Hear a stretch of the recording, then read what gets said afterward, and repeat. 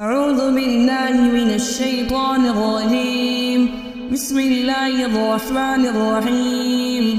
هل أتى على الإنسان حين من الدهر لم يكن شيئا مذكورا إنا خلقنا الإنسان من نطفة أمشاج نبتليه فجعلناه سميعا بصيرا إنا هديناه السبيل إما شاكرا وإما كفورا إنا أعتدنا للكافرين سلاسل وأغلالا وسعيرا إن الأبرار يشربون من كأس كان مزاجها كافورا عينا يشرب بها عباد الله يفجرونها تفجيرا يوفون بالنذر ويخافون يوما كان شره مستطيرا ويطعمون الطعام على حبه مسكينا ويتيما وأسيرا إنما نطعمكم لوجه الله لا نريد منكم جزاء ولا شكورا إنا نخاف من ربنا يوما عبوسا قمطريرا فوقاهم الله شر ذلك اليوم ولقاهم نذرة وسرورا وجزاهم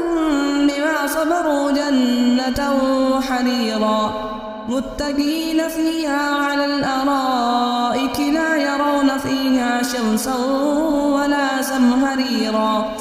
ودانية عليهم ظلالها وظللت قطوفها تذليلا ويطاف عليهم بآنية من فضة وأكواب كانت قوارير من فضة قدروها تقديرا ويسقون فيها كأسا كان مزاجها سلجبيلا عينا فيها تسمى سلسبيلا ويطوف عليهم ولدان مخلدون إذا رأيتهم حسبتهم لؤلؤا منثورا وإذا رأيت ثم رأيت نعيما وملكا كبيرا عاليهم ثياب سندس خضر واستبرق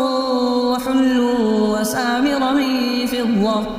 وسقاهم ربهم شرابا طهورا إن هذا كان لكم جزاء وكان سعيكم مشكورا إنا نحن نزلنا عليك القرآن تنزيلا فاصبر لحكم ربك ولا تطع منهم آثما أو كفورا واذكر اسم ربك بكرة وأصيلا ومن الليل فاسجد له وسبحه ليلا طويلا إن هؤلاء يحبون العاجلة ويذرون وراءهم يوما ثقيلا نحن خلقناهم وشددنا أسرهم وإذا شئنا بدلنا أمثالهم تبديلا إن هذه تذكرة فمن شاء اتخذ إلى ربه سبيلا وما تشاءون إلا أن يشاء الله إن الله كان عليما حكيما يدخل من يشاء في رحمته والظالمين أعد لهم عذابا أليما.